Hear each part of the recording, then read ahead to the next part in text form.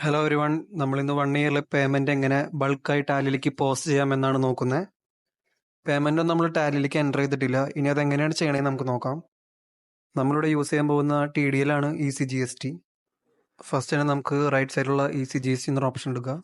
അതിൽ bulk expense എന്ന് പറഞ്ഞ ആ ഒരു ഓപ്ഷൻ ക്ലിക്ക് ചെയ്യുക. അപ്പോൾ നമുക്ക് ഇതിലൊരു ഇങ്ങനെ ഒരു വിൻഡോ ഓപ്പൺ ആയി വരും. അതിൽ പീരീഡ് ഫ്രം എന്ന് പറഞ്ഞ ആ ഒരു ബോക്സിനകത്ത് നമ്മൾ ഫിനാൻഷ്യൽ ഇയർ സ്റ്റാർട്ടിങ് കൊടുക്കുക. അതിനുശേഷം പീരീഡ് 2 എന്ന് പറയുന്ന ആ ഒരു ബോക്സിനകത്ത് എൻഡ് ഡേറ്റും കൊടുക്കുക.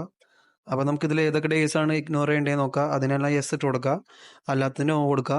ഞാനിവിടെ സൺഡേക്ക് മാത്രമാണ് യെസ് ഇട്ട് കൊടുത്തിട്ടുള്ളൂ. അക്കൗണ്ട് ലെഡ്ജറിൻ്റെ അകത്ത് നമുക്ക് ക്യാഷ് അല്ലെങ്കിൽ ബാങ്ക് കൊടുക്കുക.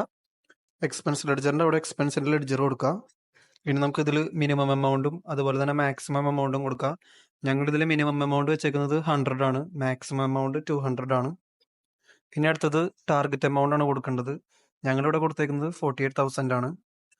അടുത്ത് ഇനി റൗണ്ട് അപ്പ്, അത് ഓൾറെഡി അവിടെ കൊടുത്തിട്ടുണ്ട്. അതിനുശേഷം നരേഷനാണ്, അതെന്താണെന്ന് വെച്ചാൽ കൊടുക്കുക. അതിനുശേഷം എൻ്റർ അടിച്ച് സേവ് ചെയ്യുക.